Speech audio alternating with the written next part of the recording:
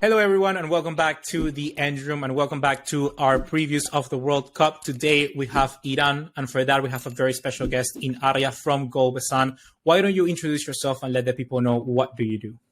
Thanks a lot, guys. I really appreciate the time. I'm from Golbazan Podcast. My name's Arya Laverdi from Scotland originally, where I'm born. Obviously, we cover arena football.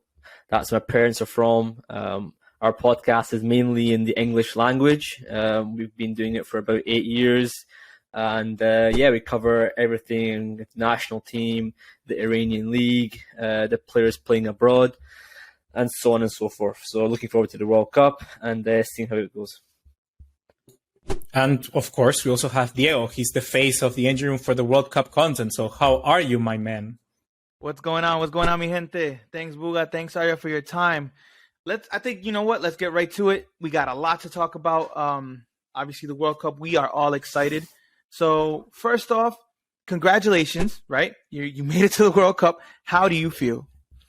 It was a great qualification in terms of results. We got to the World Cup quite easily in terms of looking at our group. We topped the group. Obviously, we lost to South Korea, but we beat everybody else. We only had one draw, one defeat. So ultimately, it was a comfortable qualification. And comparing our group to the previous World Cup in 2018, where we had Portugal, Spain, and the African champions at the time, Morocco, now we have, I wouldn't say an easier group, but we have a more manageable group. We have a group that we can see ourselves finishing second place in, potentially.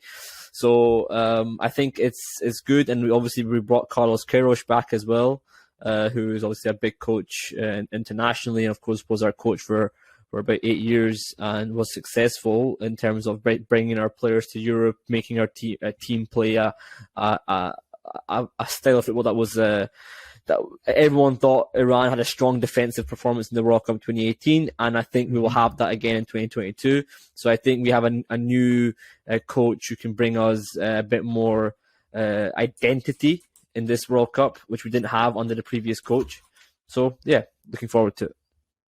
Now, the sixth time at the World Cup, right? What's different about this time, would you say? Obviously, there's a change in terms of the quality of players. Looking at who we currently have in our forward line, Taremi plays in Portugal, one of the top players in the Portuguese league and in Europe. In terms of scoring goals in the Champions League, performing very well week in, week out. Obviously, we've got other players such as Sardar Osman playing in Leverkusen now. Players like Jahanbakhsh plays in Feyenoord. Salman Ghoddos playing in Brentford. Of course, these players are not all playing regularly at their clubs, but we have a much higher quality of player compared to the previous World Cups. And I think that looking at the previous two campaigns, there's no doubt that also tactically, Iran has become a much better country to follow. Before, tactically speaking, I don't think we were a very strong team. We had good players individually, players like Ali Karimi, like Ali Dai, but I don't know if they all came together collectively to perform well. But this time around, looking at our previous two friendlies against Uruguay and against Senegal, we looked very strong in terms of quality. So I'm looking forward to see how that goes in the World Cup. Yeah, so of course I also wanted to add there, what's the sensations about the people coming into this edition? And of course, I think, like you said, the group is a little more favorable. So your expectation is that you can get realistically that second place. Of course, also you're also starting now against the biggest team. So maybe that gives you a little bit of more chances so that you can get to the last group stage still being alive in the competition. Yeah, I think we can be realistic and say that the games against Wales and USA are going to be not easier, but more manageable in terms of we can get a result. We can get something out of those games. Against England, naturally, it's going to be a tough game. It's the first game of the tournament, so I think it's going to be a lot of nerves for both countries. But I also believe, we could get something out of that England game as well, because England's coming into this tournament with very poor run of form. They haven't won a game since March. And, Iran's just come off two very good results against Uruguay and Senegal, who you could argue are not at the same level as England, but they're up there. They're some of the best countries in the world. So I think Iran's confidence should be higher when it comes to the footballing aspect. Of course, there's the whole political aspect, the protests going on back home, all these things that could play in the players' minds. Sure, these things can happen, but I think from a footballing aspect, they should be confident going into the World Cup. You mentioned obviously the Persian Stars are in Group B alongside England, Wales, and USA. You say it's a lot more manageable. What do you think are the chances of making out of that group? I think we can do it. I think we've had 2 World Cups in a row. Looking at the group itself, obviously USA missed the previous World Cup. Wales haven't been to a World Cup in a long time. So Iran are definitely a much more experienced team internationally than these 2 countries. So looking at that just on its own experience, we should be I wouldn't say favourites, but we should be a little bit ahead of them in terms of the mentality, the experience, and the preparation to get to that second round. But having said that, USA are a talented team. Sure, they haven't had a great run of games recently. The US are a team that I think are still in transition. They're still building something for the future. But they can still cause upsets. I think there will be a difficult game for Iran. And Wales, similarly, I think they're a team who have always been, in recent years, a stronger European team than they maybe were in their history. They've been a lot better recently. So I think with that being said, even though the rankings say that USA and England are better, I think Iran really are, ahead of them when you look at the stats and the players that we have. But I think Iran could still nick it a qualification to the second round. Mm-hmm. So out of those 3 games, which one do you see as the most important? The one that really you need to get a result out of? Look, the first game against England is massive, because if we can get a result out of England, then we can go into these USA and Wales matches with some confidence.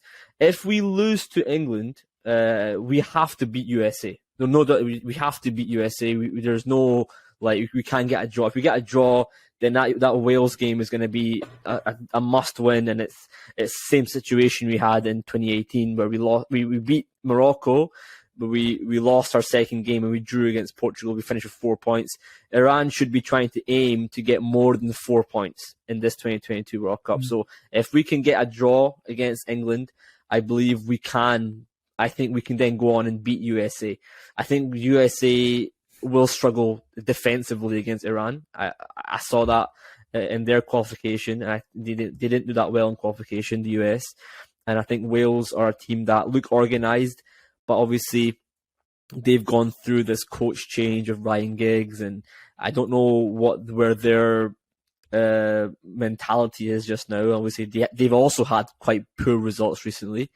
So I think based on that, I think Iran could beat Wales as well. But I'm not saying it's going to be easy. I think we could beat Wales, but I think they could easily be a draw or a loss as well. It's not set in stone by any means. So of course, like you say, England, Wales, USA. I think most of the people that are going to be seeing this, English-speaking people, are going to be wondering, maybe Iran, they would easily anticipate them to be the weakest in the group. So what can you say about when it comes down to the style of play? Because personally, I don't think you are. And I think, like you mentioned, when it comes down to the experience, I think you have much more experience at USA recently and Wales. Yeah. So what can these people from the audience, and what can you teach them about Iran, and what can they should be looking out for? Well, you watched the game against Uruguay that we've just played recently. You guys are from South America, right? So you guys know the Uruguayan team is a very strong team. They got players like Valverde, who's played in the Champions League final, got an assist. Vecino, who obviously got a history of playing for Inter Milan. Bentancur, obviously played for Juventus and Tottenham Hotspur. These are top midfielders, and we played up against them. We had Samuel Ghoddos, who plays for Brentford, barely ever plays for Brentford, even though he's in the Premier League. And Ezatolahi, our number 6, who plays in the second tier of Danish football. and also doesn't play that regularly. And against them, they played so well. I mean, Salman and Saeed really performed, in my opinion, to their highest standards up against these players, and I was very impressed by them. I was very impressed, and I think looking at that and against Senegal, we had a similar midfield with Saeed as well playing in that position, and against guys like Mendy who plays for Leicester City, guys like Gay who plays for PSG in France, and again we outperformed. So I think we have the quality in midfield, even though on paper you're looking at these players, you're saying these are not really that much. As you're saying, they're not really that much, but looking at them when you actually play for the national team, they do perform. And I think that has to come back to Carlos Queiroz, because I think we said it before on our podcast. Iran's number one biggest weapon now going into the World Cup is Carlos Queiroz. It's not so much just the players or it's the team, because he brings the team together. I think with him as the head coach, I give us a better chance. With the previous coach, Dragan Skocic, I don't think we had anything going for us. Now we're playing a lot nicer. We can press a lot more. Carlos Queiroz is giving them more opportunities to go and attack, and we're more solid defensively. We only conceded one goal. It was an own goal against Senegal in these last two friendlies. So, we look a lot better overall. I'm just hoping that nobody gets injured, because if anyone gets injured, I think that's going to cause us some issues, because we don't have the best replacements for these top players. So I think that's where our issues are lying just now, is the quality in the depth in the squad, but we have quality players to start with. So based on what you just mentioned, what would your ideal 11 be? So it's quite an interesting one, because the goalkeeping situation is always up for debate. Recently, we've had about 3 or 4 new goalkeepers playing from the start. Obviously, Bayron Van, who has been our keeper for a long time, he's the most capped one. He is probably going to still be more likely to start. Hossein Hosseini, who played against Senegal, he was really good in that game. Obviously conceded their own goal, which is unfortunate, but I think Bayron Van, based on the fact that he got a clean sheet for the majority of the game against Uruguay, I think he will start. But it's up for debate, because obviously Amir Abedzadeh plays in the second tier of Spanish football in Ponferradina, so it could be him. But I think ultimately Bayron Van is our number one. In defence, our right back, Sadegh Moharami, who plays for Dinamo Zagreb in Croatia, who's done really well in the Champions League, did really well against Chelsea, did well against AC Milan, up against Rafael Leao. I think ultimately, he's going to be a right back. But he is a bit injury prone, so hopefully he makes it to that tournament. Our 2 centre backs, I think, probably going to be Hossein Kanoni will probably be our starting, and then it's a choice between Majid Hosseini, who plays for Kayserispor in Turkey, or Khalid Zadeh, who plays in Qatar. And then the left back is probably the biggest debatable position in this team, because we don't have a left back. That's probably the position that I'm always worried about.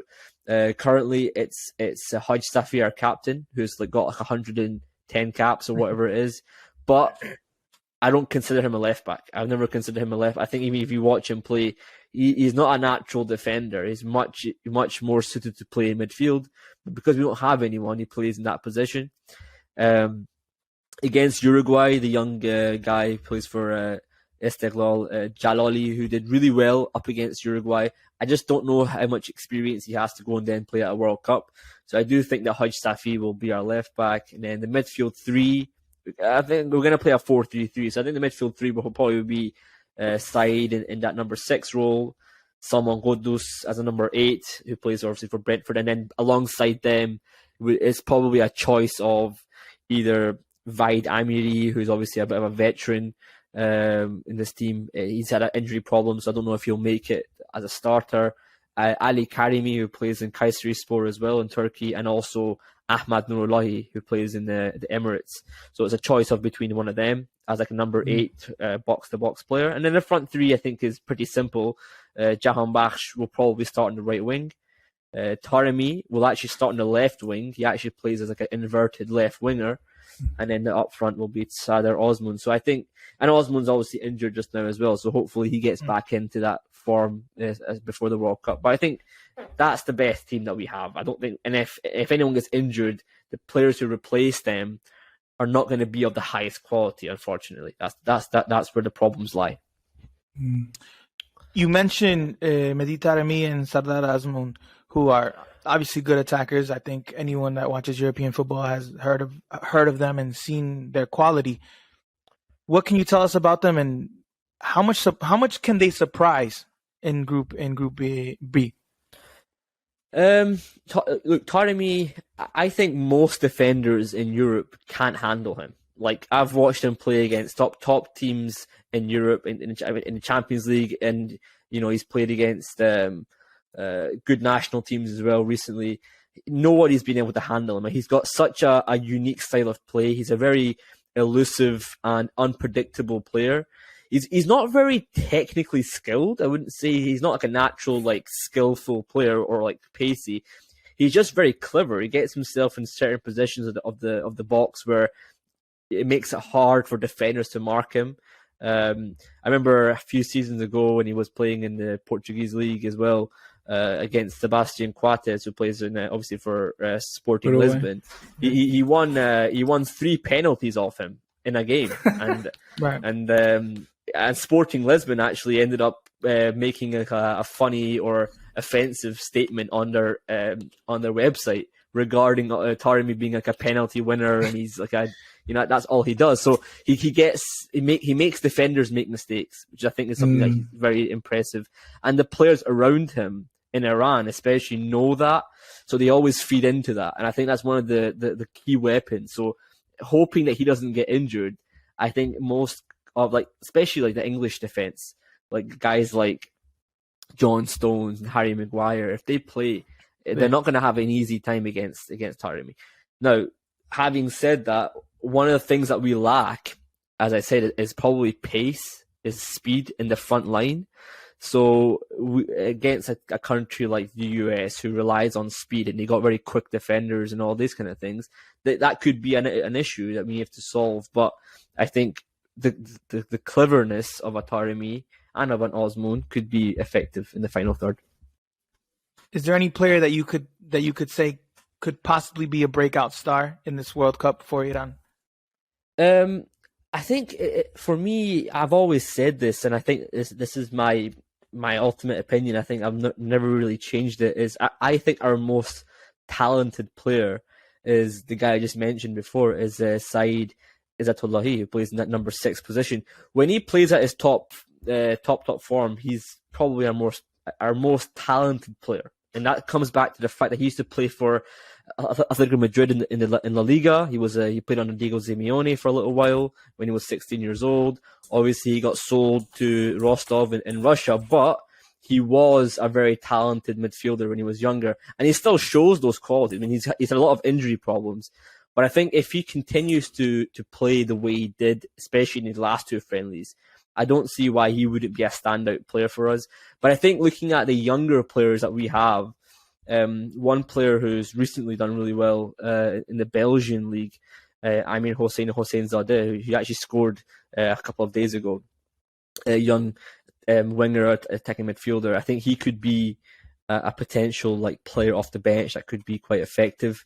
But we don't have a lot of young players in this team. We're not a particularly young team. We're much more kind of team that's based around players in their prime, which is good, obviously. But we're not, like in 2018 we had a lot of young players, but now it's changed. Those guys are now a bit older now, so and a lot of young players haven't come through. So I don't think we have that kind of talent group anymore. But hopefully in the next years that will happen. Yeah, I mean, as you mentioned, being in their prime going into the World Cup is incredible. Yeah, incredible. Man, this has been great insight. I don't know, Buga, if you got anything else to add. I was wondering, if Iran, of course, what they really surprised the world with is how good they were in defense and how they could keep the solidity in the 2018 World Cup. Do you expect them to go with the same kind of idea of style of play? And and whether they want to be a little more on the front foot, maybe having a little more confidence in those two games, perhaps against the US and Wales, or what's your take on that? Yeah, I think against England for sure. I think England will get frustrated with this Iran team, especially for large period. I mean, look, knowing Carlos Queiroz, there's no doubt in my mind he will play defensively against England, 100%. I think you can even expect him to play an extra centre back at fullback just to get some more defensive cover. He's that kind of guy who wants to make sure his team don't concede goals. But I think that's smart to do. I think England should be the team that keeps possession for large periods. But against Wales and USA, considering how we've played against, as I said, Uruguay and Senegal, I think that we will be a little bit more on the front foot. I think against USA, I think there's no doubt that the US probably would prefer it if we played on the front foot and they were the team that was, on the counter-attack. I think that's what they would prefer. So they might play a way that kind of forces us to keep possession, which I think could suit us as well. Against Wales, I'm expecting a more balanced game. But I do think that the threats that Wales have, of course, Gareth Bale, as everyone knows, if he plays and he plays at his best, then we have to be a little bit more wary of the threats. So I think it will be less defensive than 2018, but against England, there is that caution that we have to keep, for sure. Yeah. Based on everything you've told us, obviously, based on the little research that I've done and everything you've told us, Iran has only won 2 matches in the World Cup, right? Against USA and against Morocco, if I remember correctly. Correct? In the World Cup? In World Cups in their history. Yes. 2 matches.